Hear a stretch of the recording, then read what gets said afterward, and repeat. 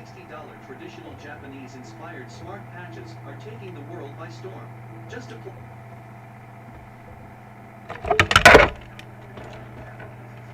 Alrighty, Doc here from North America. Good morning, good afternoon, and good evening.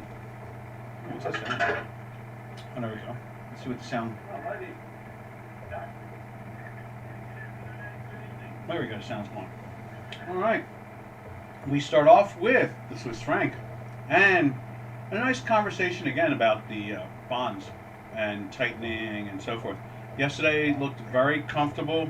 Looked like everything was steady and straight and going, and there was going to be no problems at all. And then by the end of the day, what we saw was, let me just double check this from Dukascopy. By the end of the day, the interest rates had exploded here in the States, and they went up to, I guess, like 11 or 12 basis points, which is a lot, 11 handles type of thing. And we saw the 30-year go to over 2%. Now, I know that seems a little odd for a lot of people because they're not used to the idea that bonds pay interest anymore, but they do here in the States, and they jumped up from, they've been moving from the 170s to now 2, and that has effect. If there's any fundamental left at all in the marketplace, it is interest rates. That's one of the only things left that will reflect characteristics of good old fundamentals, and that's where we're at the moment here. So you can see over on, let's see, where is it? Right here on Chicago on J4X right there. You can see they jumped into the daily buy. Same thing over here. I should put a little line on there. Let's do that. And you can see it's on fact check spreadsheet. Can you see that? Let's see if we can. There we go. Yeah. So, oh, you can't see the fact check. Let's get that fact check spreadsheet up there too. Right there. Yeah. So it's in a weekly sell for 1 week, and that's Canadian. 2 weeks, and 1 day jumped into the buy. Now, what will happen is, due to the fact of inflation and tightening and all the other mechanical things that are going to occur, what we will see is, as time goes on, we will see interest rates rise slowly, and they may move in chunks, though. They may move in half a point moves. It wouldn't surprise me if they push them up to about 3.5 or 4. And any company on the stock market side that can raise prices will do well. That's usually the way that works. And then what happens after that is that the ones that can't raise prices, usually they feel the pain. That's how that plays out. Let's see.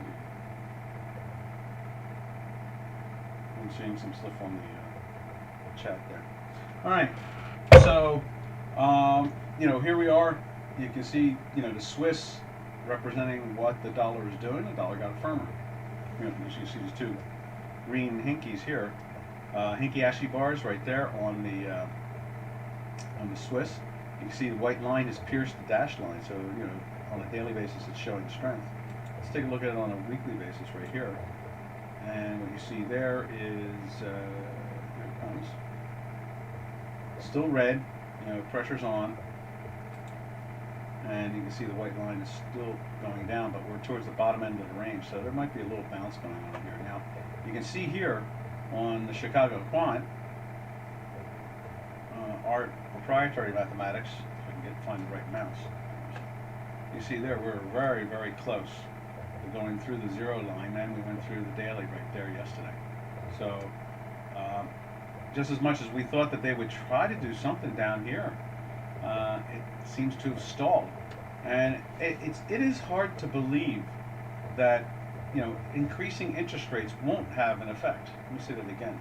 It's hard to believe that increasing interest rates won't have an effect. No, they should have an effect. It's part of the fundamentals of how you trade currency pairs, basically. I'm going to sip a tea here.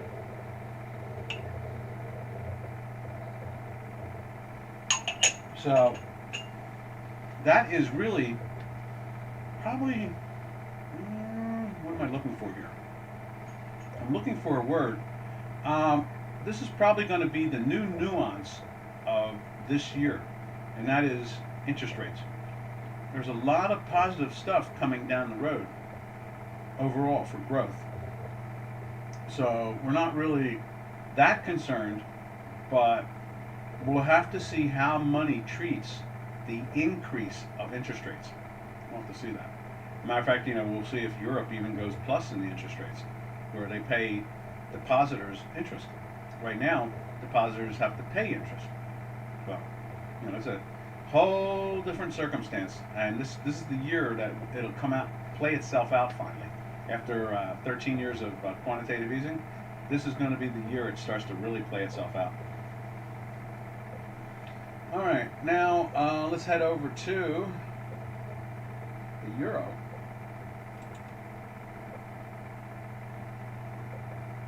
And so right there, euro against the dollar, and as you can see here on the fact check spreadsheet on line 14, right there, 2 weeks in a buy, 1 day in a sell, and let's put it up on Chicago so you can see it clearer. I believe they're both underneath. Right there it is. Yeah, the weekly is below right there, and you can see it closed in a daily sell last night, right there.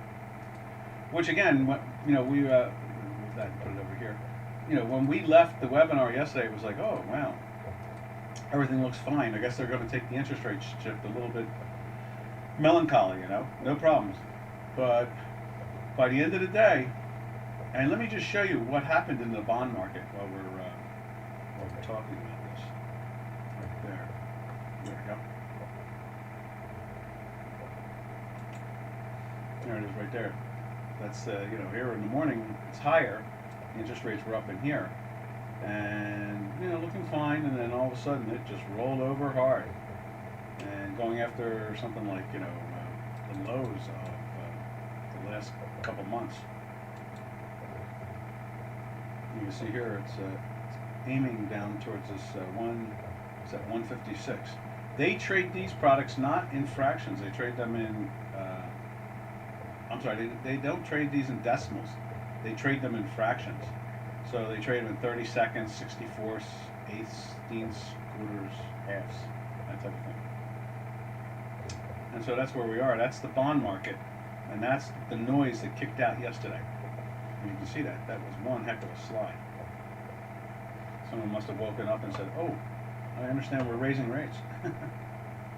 Maybe we should sell this. That's what happens.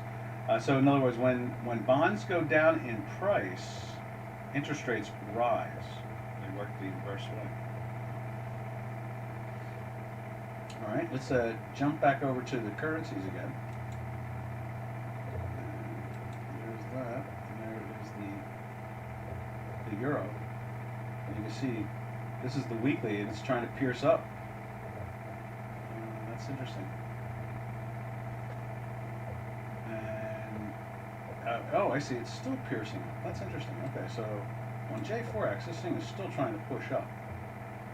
Whereas the noise yesterday really shook it up a little bit over in our work. And you see it's already trying to play with the downside. And let's see how the daily looks. I'd imagine the daily is, there's two reds on the hinkies. You can see right there. Breaking the line here today.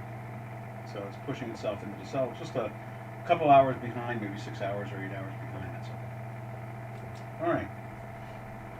From there, we're going to slide over to cable, see what's going on in cable.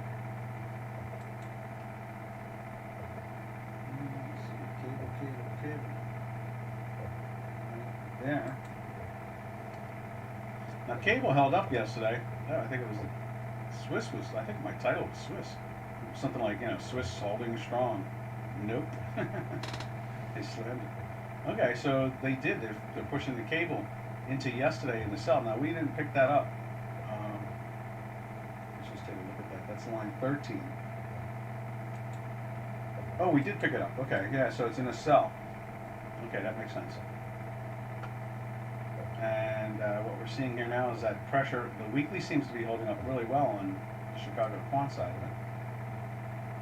And let's take a look at it here in J4X.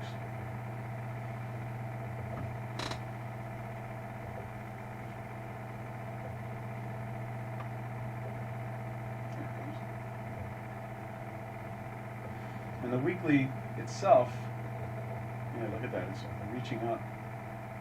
I would, I'm always assuming that we're going to see a higher cable. Somehow or another, I kind of always constantly think that the Commonwealth is going to pull England out of this.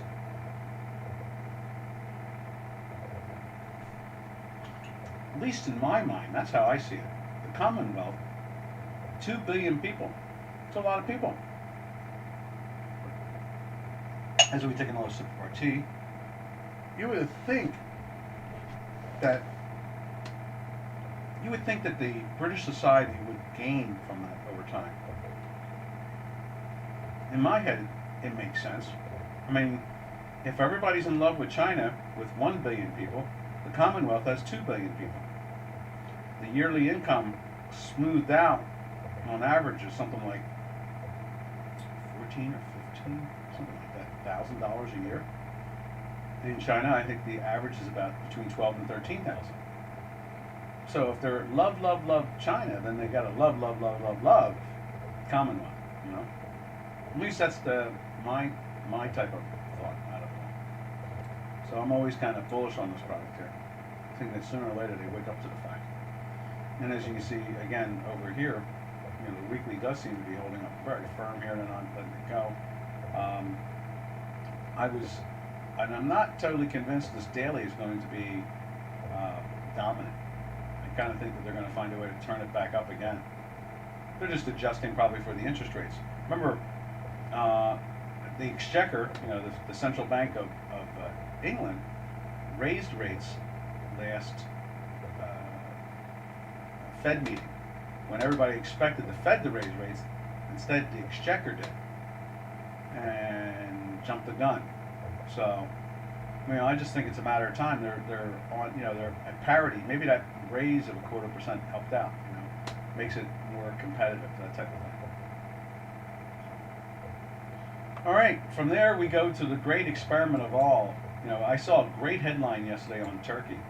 They were saying that it's the only industrialized nation in the world with such horrendous inflation, and I thought that was interesting. They were trying to understand Turkey itself, and I really thought that was interesting that they, I had mentioned it the week before that it is an OECD, developed country, part of the Organization of Economically Developed Countries. So it's part of the OECD. There's only 35 countries in the OECD. So, like the United States is in there, Turkey's in there, so forth. Major countries, and the inflation factor is just, astronomical. And you don't usually see this type of action in an OECD, type of country. So it's been an interesting couple of years here now that we watched the dollar Turkish lira and we watched the euro Turkish lira. It gives us some really great insight to policies and different government programs that are positive or negative to the currency and the growth of a country, that type of thing. I mean, when President / former Prime Minister Erdogan got in power, like 10 years ago, I am sure that and the currency was trading at like 1.5. I'm sure that they never imagined that it was going to go to 6 and then 12 and then 20.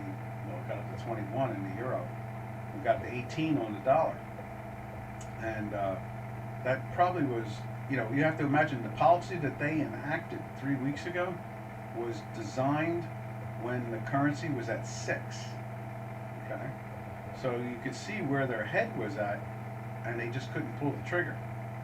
And now I guess this is the last hurrah, because they refuse to change government policies. The government policies are going to stay the same. So, this is the last. I guess this is one of the last ditch efforts to be able to control the currency better. Something like that. Excuse me. That's the only way I can see it. I don't think I understand it any other way. They designed this program when the currency was trading in the 6 and 7 area. They implemented it when it got to the 18 area. Wow. Excuse me. So, there's a lot to be thought about over that whole thing. Like, wow, what they invented at one level. Boy, it's like I got some tickle in the throat there. They invented at one level, and then you're gonna sneeze too. I got a sneeze coming. Excuse me, traders. Excuse me. Maybe I got rid of it. There we go. That felt better. And so, when I remember after finally getting comfortable with what the government had announced, I went back and I looked, and I said, well, that's interesting. They came up with this policy back in the middle of 2018. Where was the currency back then? And it was like trading in the 6s. So, we're looking at an event that occurred 3 weeks ago now that had been planned on all the way back 4 years ago. I don't know how else to try to describe that, but I find it fascinating. And then when I saw the story about Turkey being the only industrialized nation in the world with hyperinflation, I thought, wow, that's even more interesting. This whole thing is playing out. And again, it becomes an incubator, or it becomes a laboratory of government policies.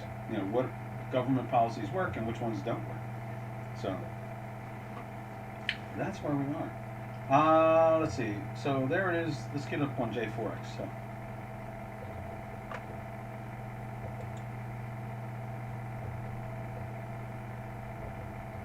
Right there it is. That's dollar Turkish lira. And you can see it on Chicago at the same time, and that's kicking out the weekly. So you see the weekly still buried, whereas our weekly is not. It's refusing to get buried. It's staying there. And even with the daily getting pushed down, it seems like it's still holding up too. It is holding up. Let's take a look at it on a daily basis there. Right there. Look, cough drop. That seems to be calming everything down.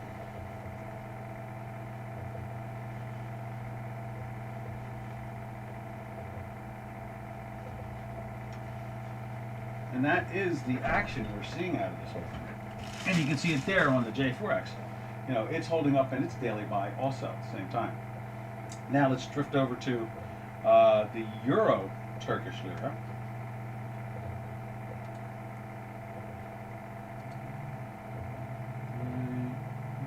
It's right there.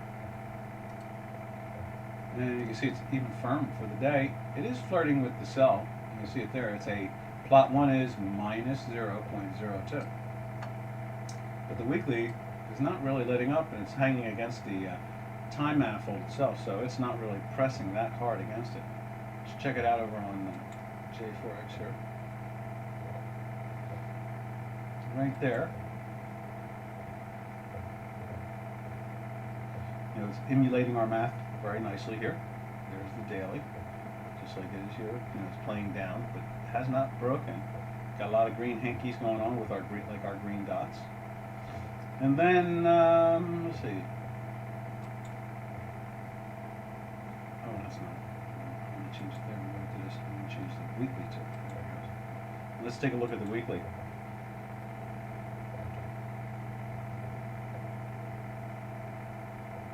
Yeah, it's piercing. Still piercing. Just because of our work, I would assume that this is going to build a base in here. And let's just take a look at it from here at the moment. But I would assume that it will hesitate in this area for a while. I don't expect to see it take off, to the highs. But what I would think is it would trade the middle of the range. So I'd assume just a little bit higher, and it'll hold up there. And then as I said, it's the inflation factor and the free puts that they're giving out now.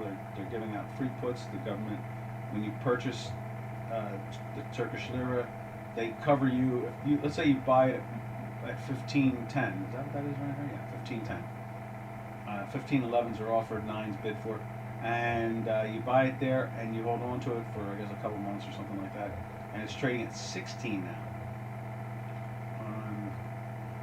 That you don't get any money, but if it goes to 14, you do when it loses money. I guess how does that work?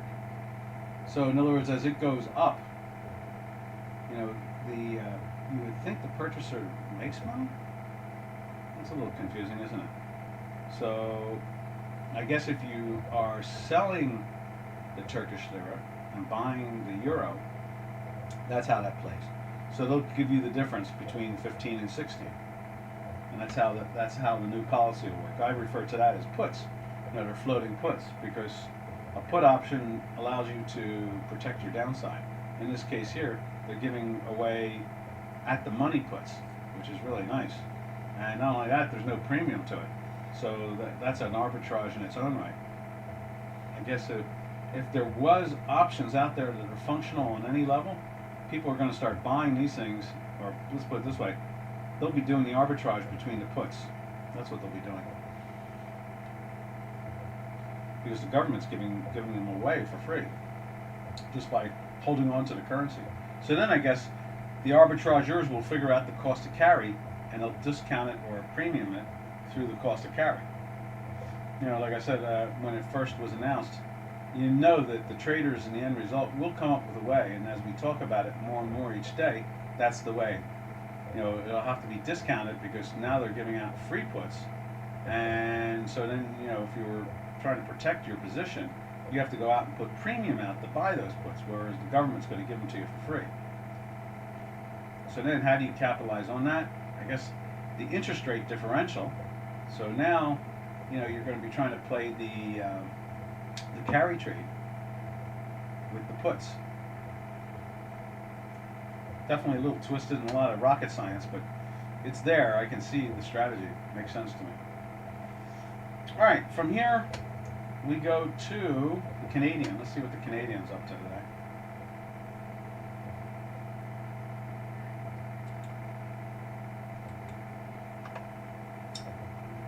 There.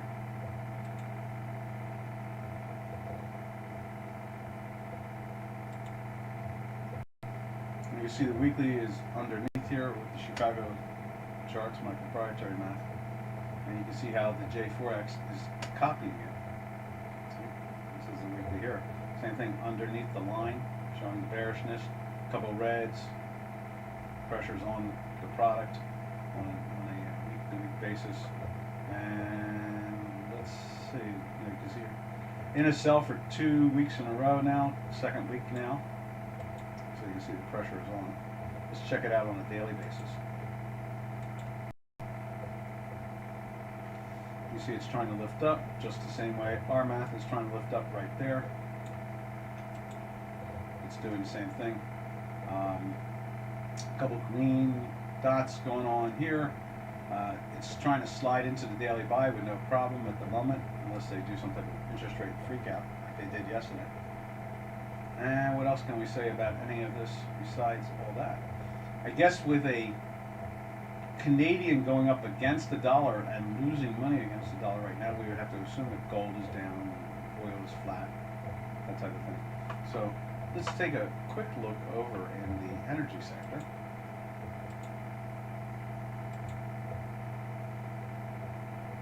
Right there.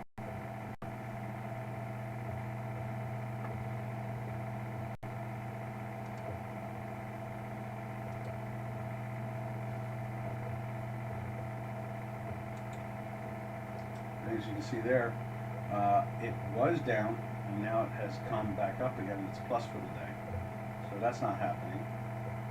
You can see oil is still in the daily sell, but it closed in a weekly buy last week. So if we get a daily buy out of it, they may rocket this thing. Now let's take a look at it on the gold level. Right there, there's gold.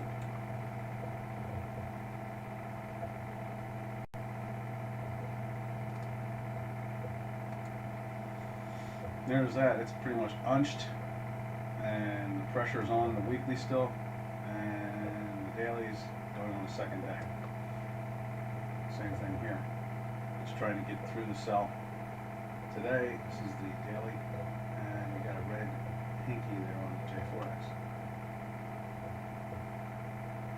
All right, because of that, we're just guessing that the South African Rand might be just flat for the day, or up a little bit. Let's see what that's doing. Right there.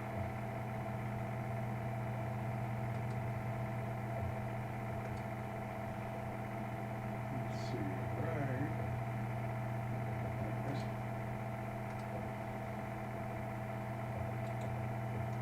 And it's pressing its way up there and here. So as the way the South African Rand goes seems to be the metals complex normally. They're not really doing anything positive. Like as you can see here, you know, we're on a second full week and we're heading for a third week now in a sell. But you can see we went into the daily buy here and it just lifted up, has been parked there. So boy, this product has no clear direction whatsoever.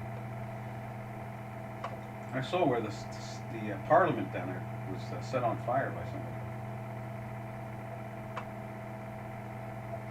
Let's take a look at the ruble right there.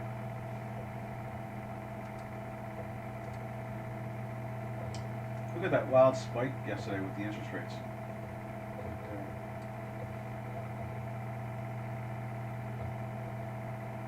You see it's pressing its way up, and you see the daily is, that's the daily there, yeah. And you can see here ruble in our work is heading down. I'm curious there. And our weekly, you can see here, is also doing the same thing. It's flirting with the sell side here. Right there. It's definitely underneath now. Let's just take a look at it here. But neither of them are matching up at the moment with our work.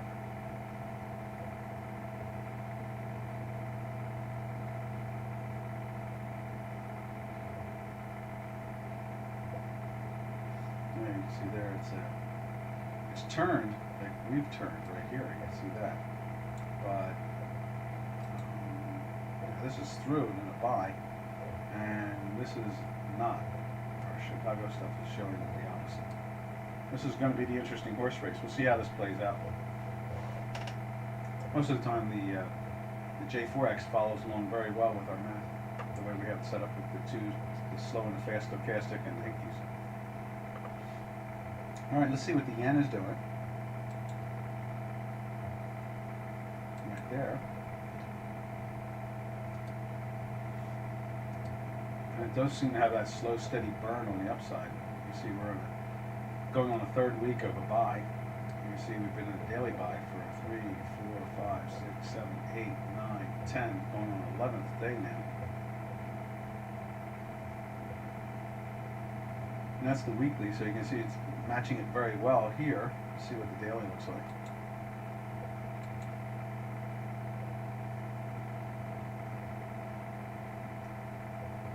Let's see. So there's the daily. It's doing the same thing. One long grind on the upside. So it takes more yen to buy a dollar. I'm not even sure what our big range has been. Let's take a look at that. Let's go back to the weekly on the J4X and make it the full screen and see what it kind of looked like.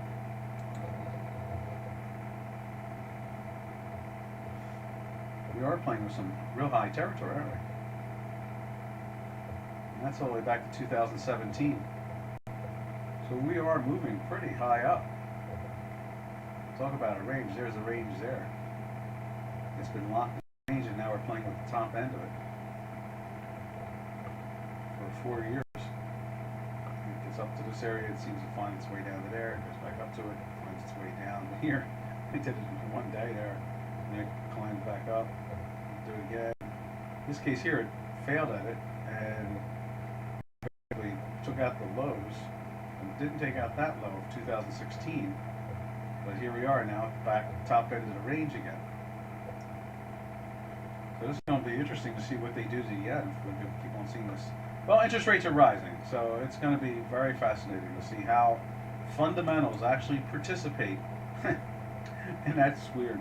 Yeah, well, it'll be interesting to see how fundamentals participate with reality. And that's really the whole story of it all.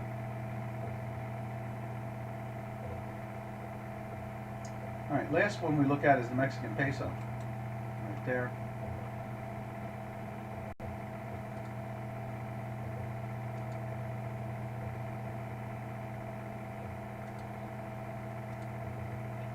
Peso's been slowly drifting back down again. You see today, it's really pushing up. Got a volatility signal at the same time. But the weekly is in a sell. I don't know, we'll see. See what they do with that. Now this is the weekly here. You can see the same thing. They buried it and it's trying to lift. It's down at the bottom of the range. Right down. And let's see what the daily looks like. Right there.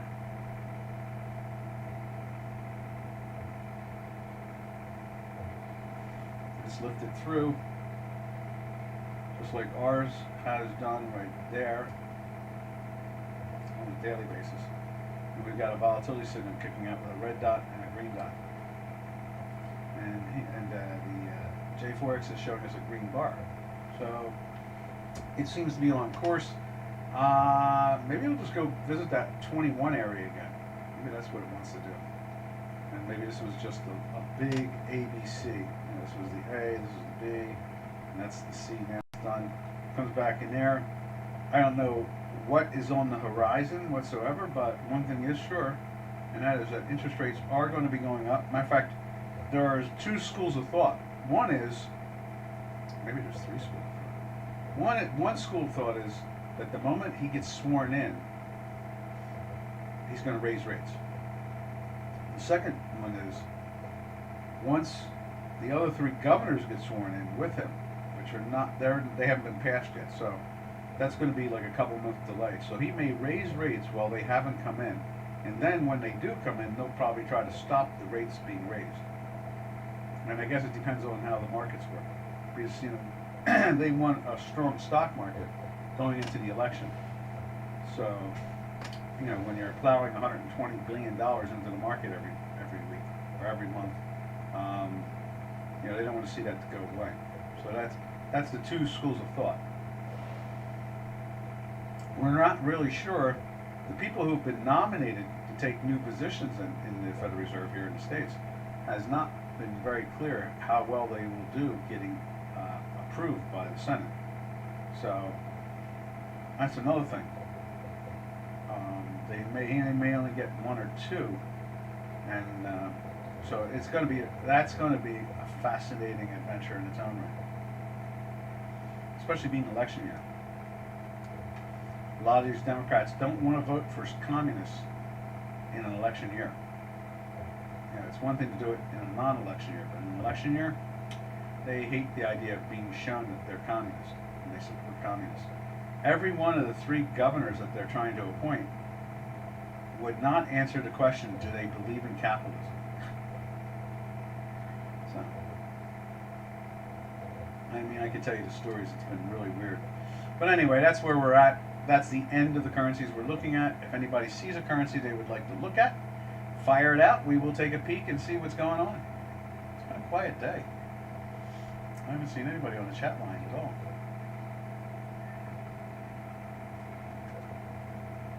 Just refresh this. Make sure there's no chat line stuff that I've been missing.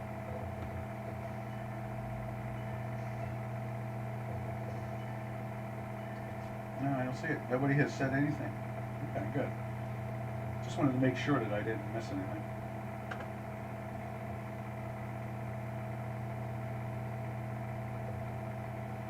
All right, let's go. We're going to go over to now. We'll go back to the metals and the energies, and we'll get a flavor of what's going on there.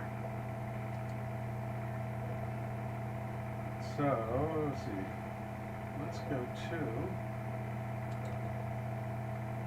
silver right there. Let's get silver up on here. You see the little pressure still on it.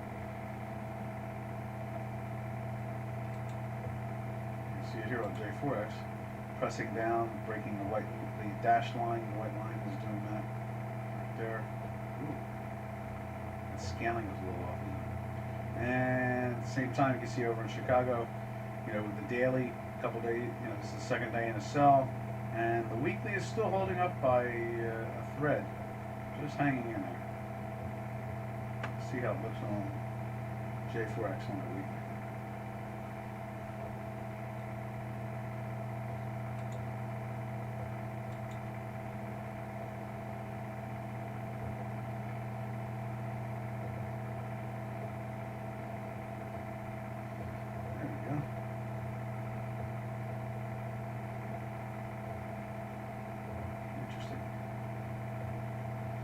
See the strength there.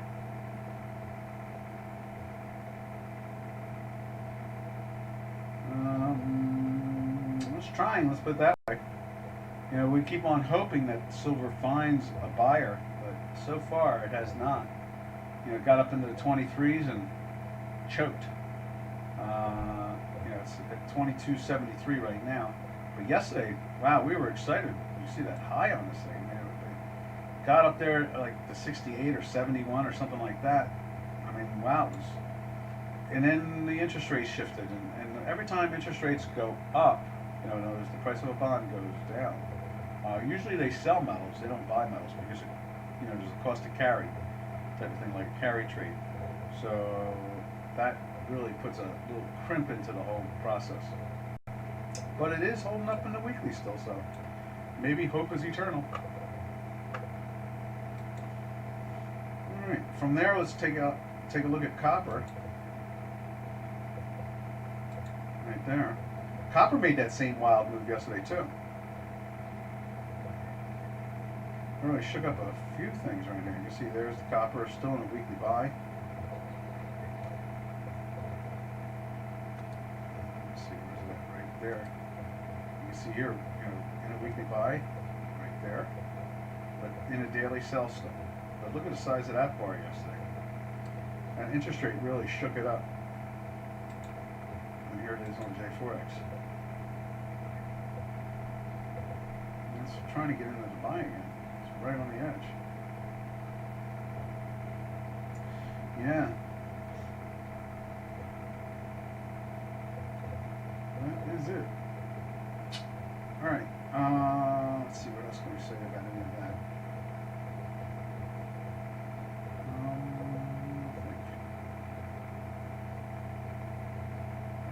I guess that's about it. That's the whole story of the copper.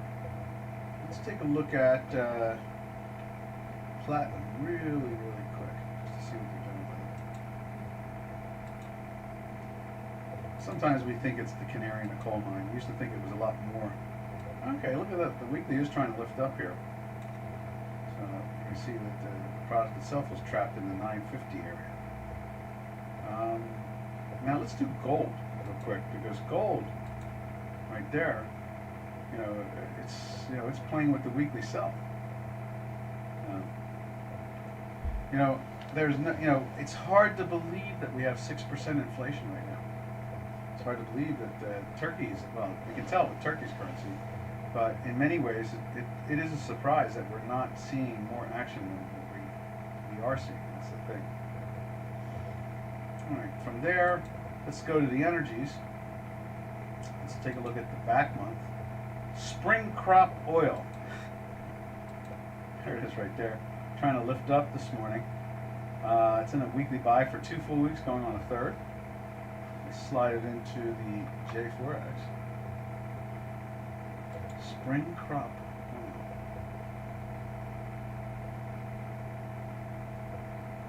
Right there. It's trying to lift up. This is a daily, so you can see the daily is still flirting. It's really tight. I mean, look how tight this thing is on the time manifolds and everything contracting. Someone was on one of the channels this morning. They were talking about $90 oil. They still see $90 oil this year because of the policies. Not as much as the physical demand, but the policies. In other words, the Biden administration has, you know, changed policies since the first day he was in office. And so oil over here has literally almost doubled with him in office, which has freaked out a lot of people who drive vehicles, because we've seen our prices go from $1.80 a gallon to like $4 a gallon. So it's really got them all upset. And it's a Green New Deal. All right, let's just take a look at Brent and the J4X.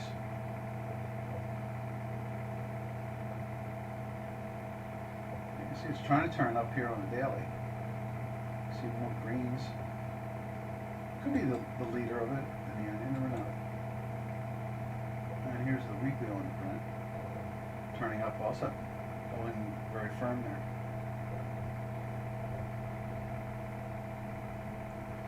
All right, let's see, so we've done, oh, let's see what nat gas looks like.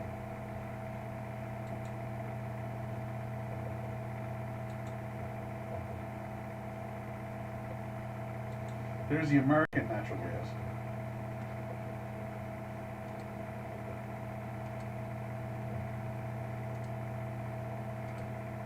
Right there, and you can see it's flirting with the daily buy here. But we've been in this weekly sell for a while now. It's like 2, 4, 6, 8, 10, 11 weeks in a weekly sell. And the product has gone from 6 and change to 3.5, something like that.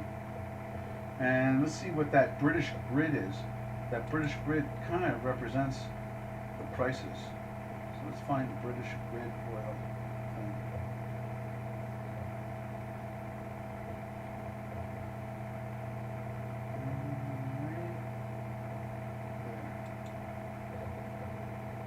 It's higher today, so I imagine that they could be as much as $37 a cubic foot. That's amazing. $37. We're trading at $3. We're trading under $4 here in the States.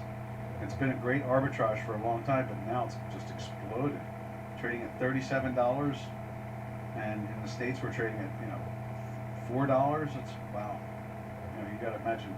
They're trying to send tankers over there as much and fast as they can. All right. And that pretty much does it all with the energies. Let's take a look at the daily there. That's the daily. That's the weekly. Let's see what J4X shows as the daily. Okay. So it's bouncing up a little bit, and it's down at its lows when it comes to the fast and slow stochastic. I understand that England, in particular, I'm sure everywhere is, we're getting it too here in the States. We're getting record cold temperatures. We get record high temperatures a couple days, and then we get record cold temperatures. Talk about fluctuation. I don't know why they want to label anything in the environmental movement as global warming when they do as many cold days as they do warm days. So it's very strange. Obviously, their science is upside down, so they don't have much of a choice. They have to stay with the narrative. All right, so that's all the nat gas. We've seen the crude oil. We can go check out the stock market. The stock market's been really, really, really firm. Let's go check that out. Let's put it up on J4 to start off with. There's the Tech 100, the NASDAQ 100. That's the daily. And there it is right there. So they're backing it off from the highs today, but they're still pressuring it. You can see the daily is trying to get up into there. Same thing on J4X, and you can see J4X is trying to turn up right here, and we're doing the same thing right there, right there. So both are in line there. They're both in sync, I guess you could say. What else can we talk about here when it comes to the Tech 100? Yesterday, Apple, the top stock, I guess, in the world, is something like 20% of this index, or 15%, something like that. And it touched $3 trillion. $3 trillion as a company, market cap. And their PE ratio is not very high to begin with, so, people discount the stock. It's just that it's just so, it's a cross between a bank and a tech company. Because they hold some outrageous amounts of money, like $200 billion all the time. They have like 175, 200 billion in cash all the time. So they in some ways they're like a bank, and other ways they're like a cutting edge tech company. Pretty interesting. There's no other tech company out there like it. I mean, I think let me see what the PE ratio is. That's the price earnings ratio. And the last I looked, it was like 3.5 or something like that, which is really low compared to, say, some of the other companies. We'll give you a good example of it all. Let's see if we can find it. Let's see. Trading right there. And let's see what Apple stock is. APL. Yeah, Apple stock is, the PE is, where's that? Find it. There it is. Earnings per share is 561. The ex-dividend, now they say PE ratio. I'm not sure what the ratio is. It says 32.44, which doesn't make sense because I've seen PEs of this thing at 3. Let's just put another one in there and see what that shows. Something like Intel. Kind of like one of the bluest of the blue. Tech. Okay, so I guess I'm wrong out of it all. Because the PE ratio is 10.32 on Intel. I guess they're just pumping it up. I thought that there was a time 2 years ago where the PE ratio was 3 and 4. I just assumed it was hanging out in that area still. So they're running this thing. See where Microsoft is.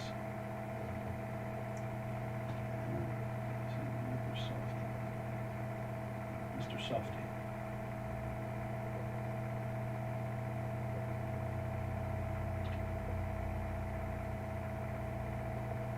And that's a software company.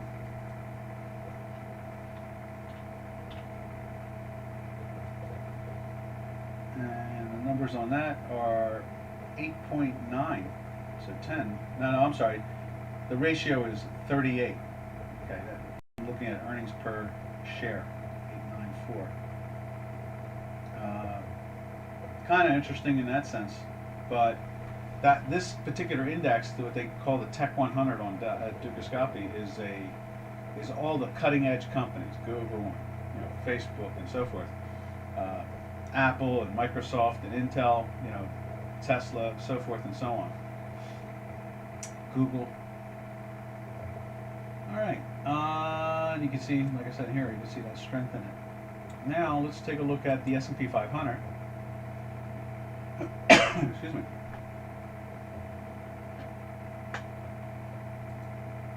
Hey, 47, how you? Hey, Doc, can you look at dollar Swiss? Sure. Let's go back to dollar Swiss. Here it is on J4X. It shifted directions on us yesterday. I was surprised. And we went into a daily buy, which was even more of a surprise.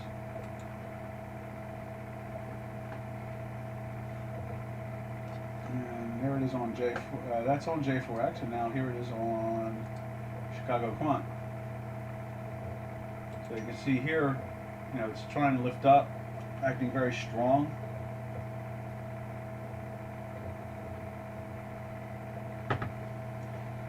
At the same time, what else can we say about that? I guess that is interesting. I was surprised. I was mentioning to everybody here today the bond market. Let me just show you the bond market real quick. What instigated it all? Right there. Where's it? Right. Forget the mouse. There's the mouse. There's the bond market. See that big move from yesterday? Right there. That's what instigated the shift in the currencies. That was a pretty dramatic move in the currency action. So there it is. It's the Swiss. It's just kind of, as much as it looked like it was going to be fine and heading down to the bottom end of its range, it just shifted gears dramatically. Same thing with the euro. Did the same thing. The cable, kind of a little bit, but kind of smoothed itself out. But it was that bond action that did it.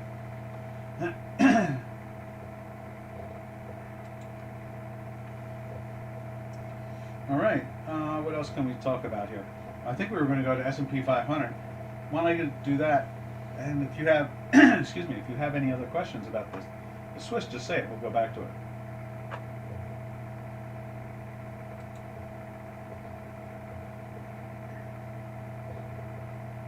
Right. There it is. S&P 500. Oh, no problem, 47. No problem at all. And let's take a look at the S&P 500 right there.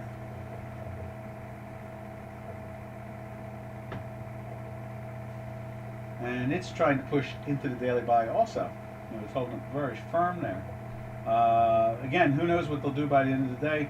I think we have some stats coming out in another 9 minutes, 8 minutes, something like that. So, you know, there'll be some pressure. But I would think until Mr. Powell, look, what usually moves equity markets is obviously the earnings.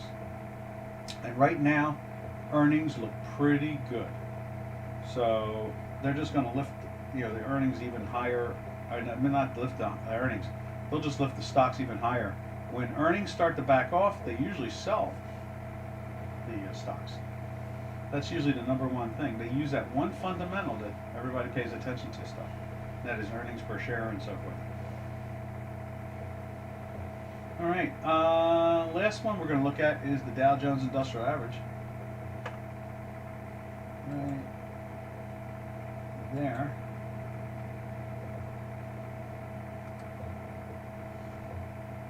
Right there. And it's holding up. It's the only one that came in a weekly buy. It's been in a weekly buy for 2 full weeks, going on the 3rd week, trading at all-time highs as we speak. So they have not really been pressing that down much whatsoever, and they just don't seem to want to give it up, not at all.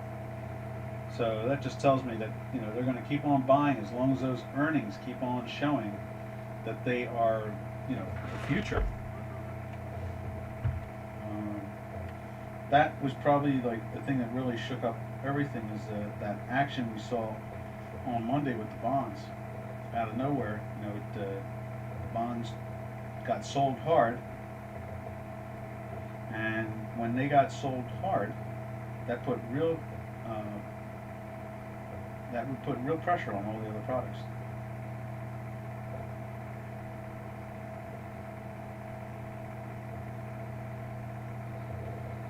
Now, can they bounce back? I kind of doubt it. I mean, I don't see how they can, really. You know, I mean, I just don't see that, because, you know, they have to raise rates somewhere along the line because of the inflation. Just the way Turkey had to do something to try to cut back the inflation factor. And that is probably the whole recipe in the end, which is, you know, it's important. You can't, inflation can really rob an economy. It really can.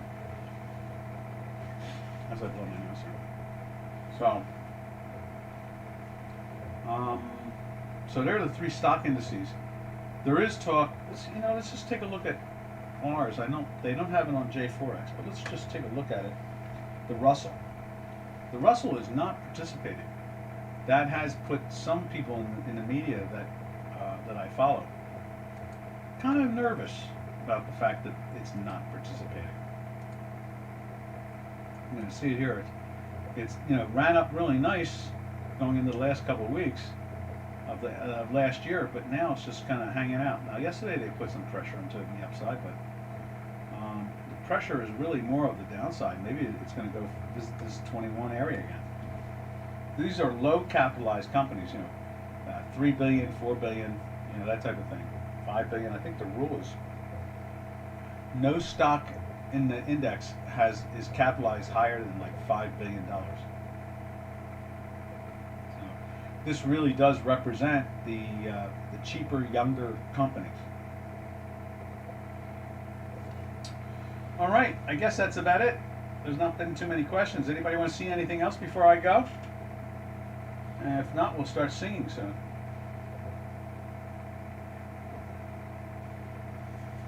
I'm sipping tea.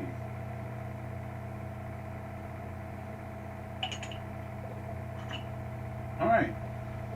Happy trails to you until we meet again. Happy trails to you, to all our trading friends at Dukascopy.